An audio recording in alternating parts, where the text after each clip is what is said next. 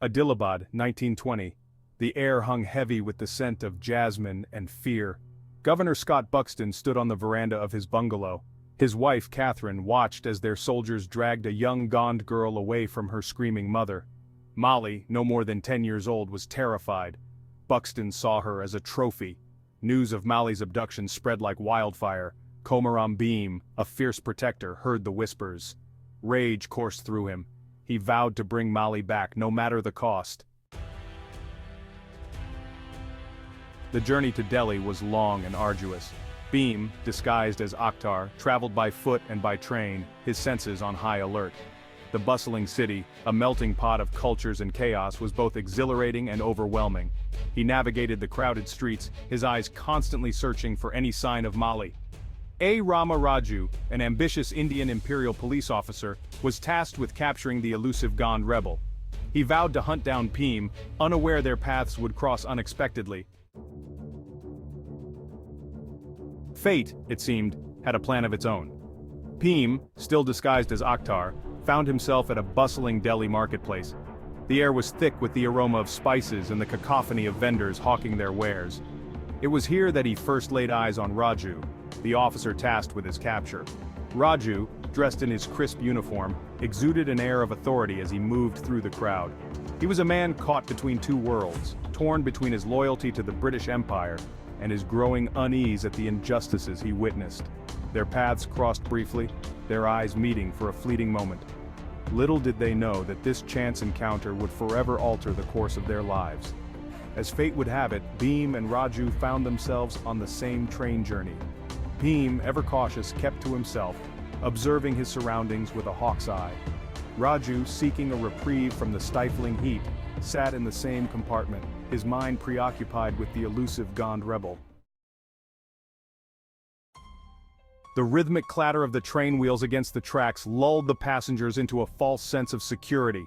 Suddenly, a deafening screech ripped through the air as the train lurched violently, derailing from the tracks. Chaos erupted as carriages toppled and passengers were thrown about like rag dolls. Amidst the chaos and confusion, Bheem and Raju sprang into action. Their instincts took over, their differences forgotten in the face of imminent danger. They worked tirelessly side by side, rescuing trapped passengers and tending to the injured. Their courage and quick thinking saved countless lives that day. In the aftermath of the accident, a bond of camaraderie formed between Bheem and Raju. They shared stories, laughter, and a mutual respect for each other's strength and resilience. Raju, unaware of Bheem's true identity, found himself drawn to the enigmatic Akhtar, sensing a kindred spirit beneath his unassuming facade. Section 5. The Promise. As days turned into nights, Bheem continued his search for Malli, his resolve unwavering. His investigations led him to the grand residence of Governor Buxton, a place of opulence and chilling indifference. It was there in the sprawling gardens that he caught a glimpse of Malli, her spirit broken, her eyes reflecting a deep sadness. The sight of Malli, held captive in the very heart of the enemy's lair, fueled Bheem's determination. He made a silent vow to rescue her, to reunite her with her people. He would become her protector, her savior, even if it meant putting his own life on the line.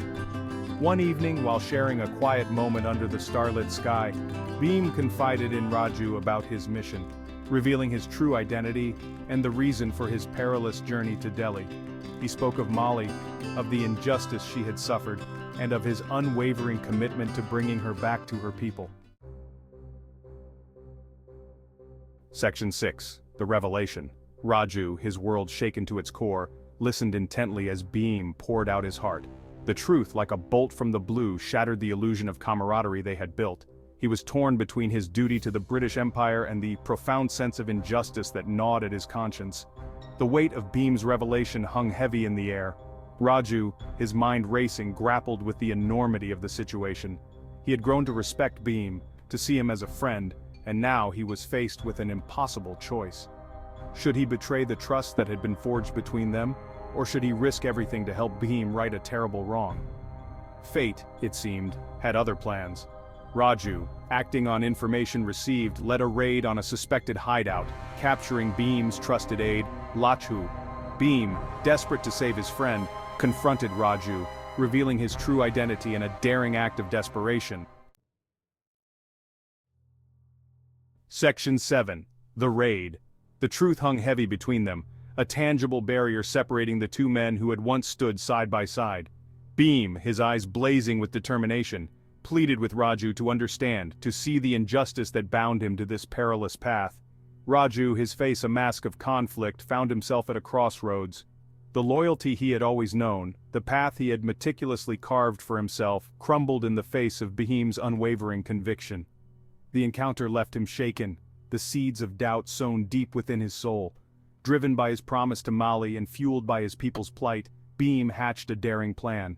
Under the cover of darkness, he unleashed a wave of wild animals into the heart of Buxton's opulent residence, creating chaos and diversion. The raid was audacious, a symbolic strike against the colonizers who had encroached upon his land and stolen his people's freedom. Section 8. The Reckoning. The aftermath of the raid sent shockwaves through the British Raj. Buxton, his arrogance shattered, vowed revenge. Rama Raju, hailed for his role in apprehending Bheem, found himself promoted, his loyalty rewarded with a higher rank. Yet the victory felt hollow, the accolades ringing empty in his ears. Bheem, captured and imprisoned, endured a public flogging, his body broken, but his spirit unbroken. Witnessing the brutal spectacle, Raju felt a surge of shame, the injustice of it all gnawing at his conscience. The image of Bheem's resilience, his unwavering commitment to his people, ignited a spark of rebellion within him. Raju, his heart heavy with guilt and his mind ablaze with newfound purpose, resolved to right the wrongs he had been complicit in. He would honor the bond he had forged with Bheem, even if it meant betraying the empire he had served. The time for reckoning had arrived.